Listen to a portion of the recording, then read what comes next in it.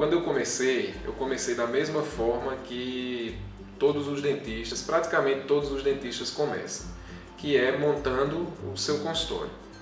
Na época eu era professor de biologia e juntei por algum tempo um dinheiro, consegui alugar uma sala e montar um pequeno consultório, acreditando que a partir daquele momento tudo seria mais fácil.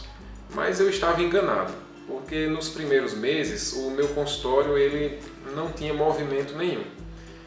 E isso eu percebo ainda hoje com muitos colegas que começam montando seus consultórios e os consultórios passam bastante tempo sem movimento.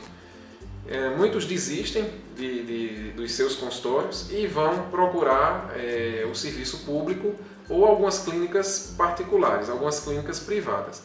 Esse pensamento também passou pela minha cabeça. Muita gente me disse para desistir, para, enfim, tentar fazer um concurso, seguir um outro caminho. Mas como eu sou muito teimoso, eu persisti, mantive o consultório aberto e busquei algumas alternativas, algumas formas para que viabilizasse o meu projeto. Ao longo de 10, 12 anos, eu entendi que se eu continuo tratando o meu consultório de forma amadora, os meus resultados também serão amadores. Eu tenho que partir para uma gestão profissional do consultório. Eu tenho que entender que o meu consultório ele é uma empresa. E como toda empresa, ele precisa dar lucros, ele precisa gerar resultados e trazer o benefício que o paciente, que o cliente está esperando, mas também deixar dinheiro na empresa para que a empresa pague suas contas.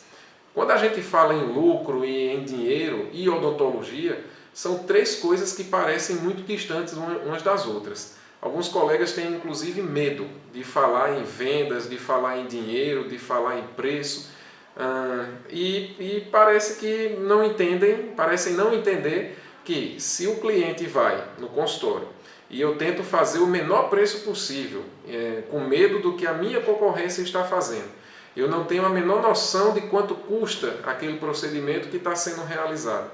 No final eu não tenho sequer lucro, nenhuma sobra do retorno do investimento que eu fiz. Essa empresa, esse consultório, ele certamente não vai durar muito tempo. Então o que o Dentista 3.0 quer trazer principalmente é isso. É a necessidade de uma gestão profissional dos consultórios das clínicas odontológicas. Se o dentista ele não tem noções jurídicas, por exemplo, ele tem que entender que ele precisa contratar alguém que tenha essa noção, que ele precisa formular bons contratos com seus clientes, ele precisa revisar os seus contratos de aluguel, por exemplo, o seu contrato de aluguel.